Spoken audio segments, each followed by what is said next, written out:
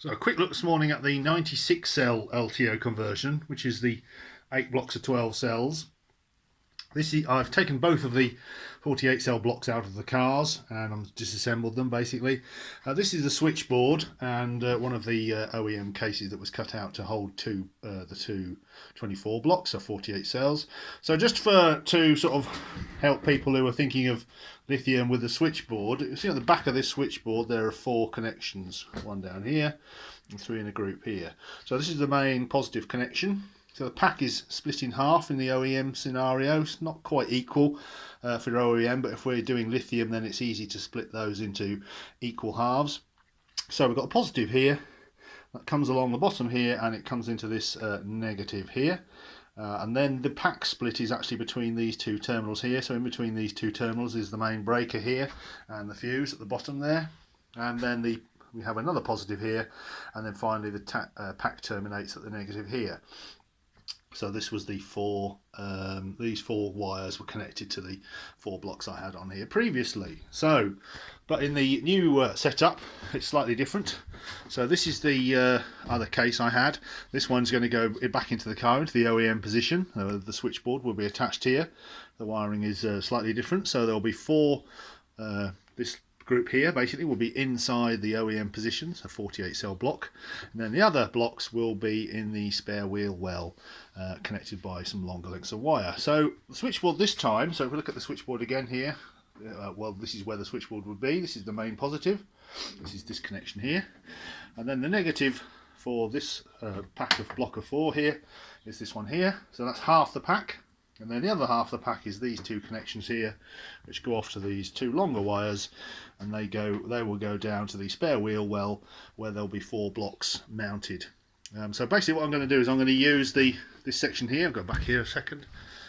I'm going to take this bit out of the bottom here of this case, mount it on some Dexion and fit it into the spare wheel well and bolt it to both sides of the spare wheel well wall, and the 2 blocks will be very securely mounted onto that base, and then it will just have the 2 wires coming, which you saw, one to the positive and one to a negative. So we look at the blocks again. So thanks to Ian in the US, who this has just arrived today. He sent me a couple of extra bus bars, so thanks very much for that, because the blocks are arranged slightly differently this time. So there's 2 blocks here, 48 cells. So normally we only have bus bars here and here, but these ones will have an extra bus bar, which is one of the spare ones that Ian's given me here. So these 4 here will only have 2 connections, one positive and one negative.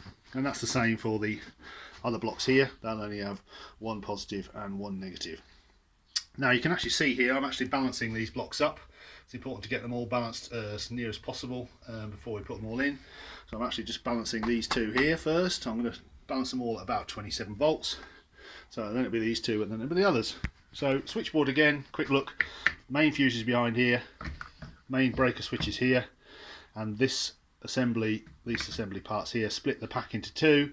So we're going to have 2 equal blocks. Basically we're going to have 4 blocks here, approximately 110 volts, and we're going to have another 4 blocks here, another 110 volts, and that's basically going to be about 220-30 volts or so for the entire pack. These 4 will live in the spare wheel well on the board that you've seen, and these 4 will live in the OEM space mounted back on one of the 48 volt block assemblies that I've made earlier. So some other things to consider. I've got to take out a lot of the mods that I did for the MCM. For higher voltages it's much simpler, you just need resistors into the BCM Fooler input. It's a BCM Fooler here, so I need to fix that up, put some extra resistors in it. I need a resistor for the V pin. This has already got current hacks already fitted to it, so that's that side. There are some other bits you've got to think about, and this is one of them. This is the Oem Temperature Harness. So what I did was I added some extra heatsink over the little NTC modules. I advise you do that. And then what I'm going to do is I'm going to lengthen 2 of these wires.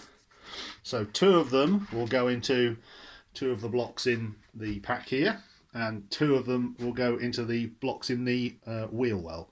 The spare wheel well. So I'll probably put some connectors in the ones that go in the wheel well, so they can just be plugged in to the main harness. And the temperature harness also has this extra wire here, and this is the PTC circuit. This requires fooling using a 30 ohm-ish resistor, and that's easily done. So you need your temperature sensors because they plug into the BCM. Then the other thing is I had two 48 cell harness LTO BMS connector harnesses, so I'm just going to basically slice those together to make one 96 cell harness, and it'll have one OBD port adapter so that the CAN bus OBD to CNC can plug in and read all the voltages from all 96 cells. So there's quite a lot of work going on, as you can see, and quite a bit to do, but it's not rocket science today. It's basically making up the high current wiring. It's fitting the first 4 blocks onto here after they've been balanced, wiring that up, putting the switchboard on. I won't be attaching the wires to the batteries until we're almost ready to go, and then it'll be doing things like the harness here and the temperature sensors, and then we'll be able to get it mounted in the car and see how it goes. Now, this is the one I'm going to mount in the spare wheel well. Unfortunately, I made this too well. I can't get this damn board out of this assembled box because I glued it in with Evo stick and all sorts. Incredibly solid, so I might have to cut that out or make another one exactly the same just to go into the wheel well. I'll mount it on some Dexion, as I said, and then bolt it to the sides of the wheel well wall, 3 or 4 10mm bolts or something like that, and it'll be very, very solid. So that's where we are with the 96 cell conversion.